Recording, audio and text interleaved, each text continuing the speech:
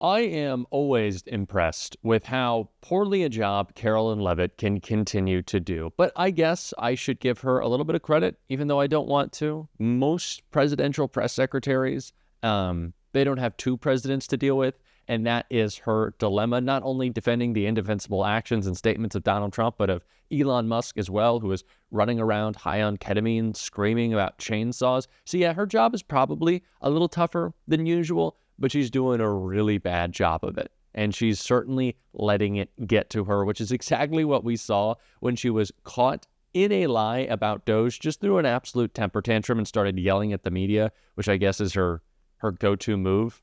Not very smart when you work with the media every single day, but we're going to get into all of that. But before we do, if I could quickly ask you to leave a like on this video, and if you haven't already and you enjoy our channel, to hit that subscribe button. It goes a long way, and it really does mean a lot to me. Now, of course, before we get into this press conference from Leavitt, I want to hear about the exact programs that are being cut that she's trying to defend, and a clip right here from Rachel Maddow. He is unpopular. He is historically unpopular. He is the least popular president in the history of modern polling at this point in his presidency. The country does not like him. They do not like what he is doing. They do not like the people that he is putting in place. The more he talks about specific things he wants you to associate with him, the more the American public hates those things specifically. The more the country shows that, the better chance that Democrats will get stronger and faster and more bold in their opposition, and the better chance that Republicans might start to join them. It is that simple. There is no magic bullet. There's no shortcut in standing up for democracy. When you're standing up for democracy, you know what's in your toolkit? Oh, look, democracy. That's it. This is how it works. And the hardest part of it is to, the hardest part of it to build, the hardest part of it to get on your side is public opinion. Right? But on this guy, we're only 1 month in, and public opinion is definitely already there on this guy in a way that no president has ever seen before. And that is really good for people who are opposed to him and people who are trying to construct a regime of opposition to him that includes all comers. Right? Public opinion is against him. That is irreplaceable and necessary and huge. And public opinion being against him, mark my words, is only going to get worse for him. Because, again, it's simple. Look at what he's doing. Just look at these headlines from the past 48 hours. Headline: Trump team plans deep cuts at office that funds recovery from big disasters. The Trump administration plans to all but eliminate the office that oversees America's recovery from the largest disasters, raising questions about how the United States will rebuild from hurricanes, wildfires, and other calamities. The administration plans to cut the staff of that office by 84%. Headline: Trump administration cancels federal contract for 9/11 research. Headline: Trump administration cuts 9/11 survivors fund. Republicans join Democrats in rebuke. Headline: long lines and canceled rentals. Firings bring chaos to national parks. So I guess Trump and Elon just don't care, or that they don't understand how the very localized attacks they've made on communities are going to backfire on them. But this claim that it is waste, fraud, and abuse to make sure kids have hot breakfast and lunch is insane. This idea that your Social Security is waste, fraud, and abuse, that, you know, grandma being in a nursing home is waste, fraud, and abuse, that these programs that are essential to keeping Americans healthy, happy, fed, alive, and housed are waste, fraud, and abuse. It's just absolute nonsense. Maybe take a look at Elon's contracts at the Pentagon if you want to talk waste, fraud, and abuse. But that is exactly what Leavitt was called out for multiple times in this press conference. And there's one really great clip that we're going to add on to the end to just make sure you hear it. You'll see it in this clip, but we're going to make sure you see it. So let's check out these two right here. It's a clever question. First of all, I think all Americans would agree that funding mastectomies in Mozambique is not something that the American people should be funding, or DEI programs. I think it's fraudulent that the American government has been ripping off taxpayers in this way. And we also do know there has been extensive fraud, particularly if you look at Social Security. In fact, according to an IG report from the Social Security Administration, there was $71 billion worth of fraud in one single fiscal year that we know about. And so that is a lot of fraud, Peter, that the government has admitted to. So this administration is committed to finding even more of that fraud, waste, and abuse. To be clear, that $71 billion was from 2015 to 2022, so it wasn't in just 1 year, and it was $71 billion. But it wasn't in 1 year, just to be clear. In one report. And it was in one report over multiple years, from 2015 to 2022. So are you defending $71 billion in fraud, Peter? That's a lot of money, far too much, and that's why this administration, why is the media so against cutting waste, fraud, and abuse from the government? I don't get it. I just want to ask a question. We won't be deterred. We will not be deterred from people like you and the press who are clearly adamantly opposed to cutting waste, fraud, and abuse. But we know that American taxpayers at home who have been struggling with an inflationary crisis don't want their tax dollars going towards crazy DEI programs. Fraud, of course, is a crime. So have you turned over evidence of fraud to the Justice Department, and when should we expect to see those indictments? It's a clever question. There has been extensive fraud, particularly if you look at Social Security. In fact, according to an IG report from the Social Security Administration, there was $71 billion worth of fraud in one single fiscal year that we know about. To be clear, that $71 billion was from 2015 to 2022, so it wasn't in just 1 year. So, of course, you saw at the end Karoline Leavitt respond to the question about, oh, well, so if Elon actually finds fraud, can you show it to us? A straightforward question the Democratic members of Congress have been asking, because that was the original plan, by the way. DOGE was going to find the fraud and then bring it to Congress, because, you know, Congress does the appropriations. Remember when we had, you know, balances of power and it was Congress that controlled the purse, not Donald Trump all the time? And her response is, oh, that's very clever. What's clever? To ask a legitimate question about why Elon won't talk about his fraud? And then she says, oh, the media loves to defend this.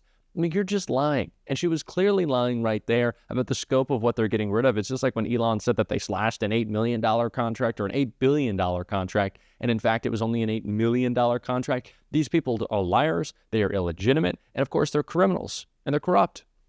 Talk about it like that. It is unpopular. We have already seen how unpopular these positions are. And it's reflecting just like that very quickly in some polling I want to take a look at right here. Is the people are mad. They are angry. They are rising up. Take a look here. Top worst things that Trump has done. This is among the folks who oppose Trump actions in office so far. You might have thought going into the election or afterwards it'd be immigration policy, but that comes in at just 10%.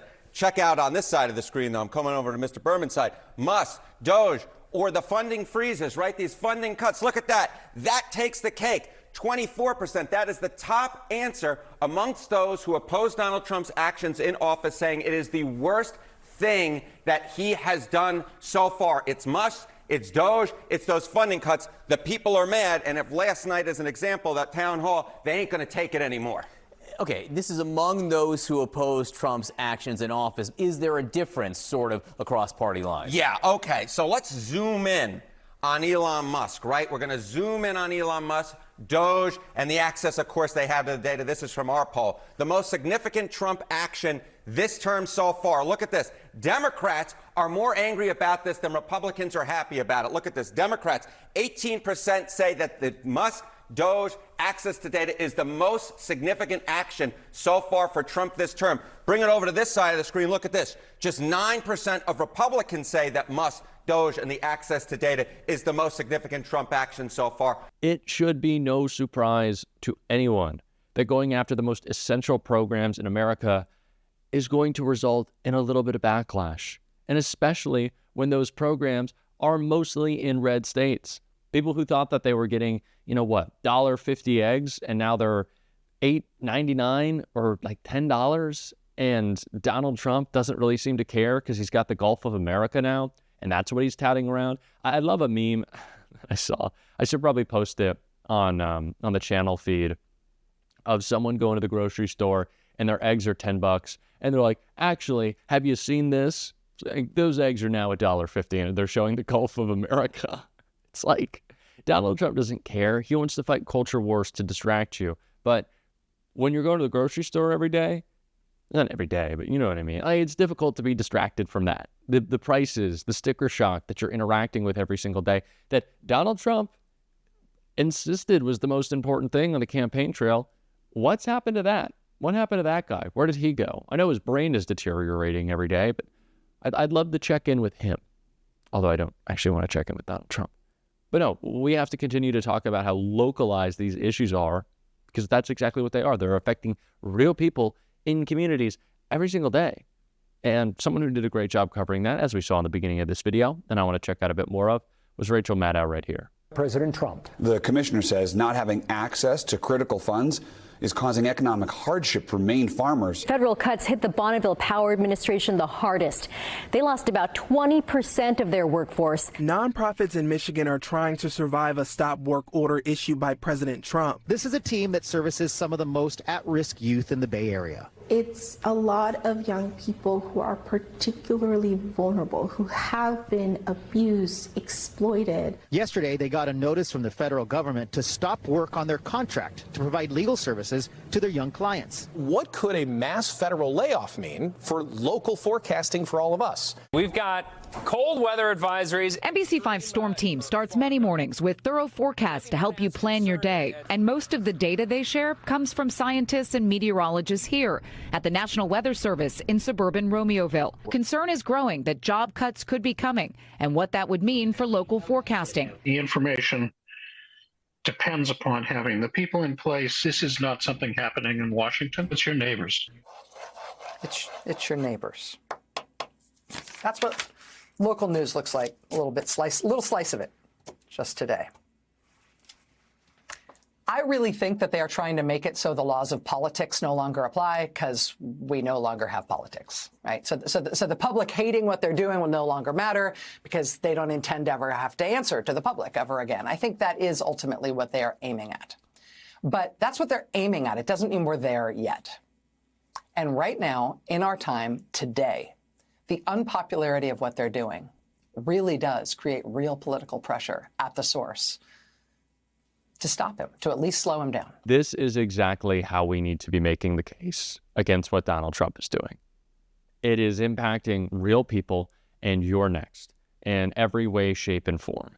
He is taking a sledgehammer and a meat axe to the government in the most inept and incompetent ways. It is dangerous. It is dumb. I think we should just call him dumb. And it's going to affect you unless we stop him. And we got a great opportunity to do so in the midterms, but we also have a great opportunity to just work every single day and talk about it. Like, we still have agency to push back on this thing, and it's what we're going to do every single day on this show. And if you want to support that, as always, you can hit that subscribe button, leave a like on this video, and if you stuck around to the end, drop a blue heart in the comments. And until next time, I'll see you soon.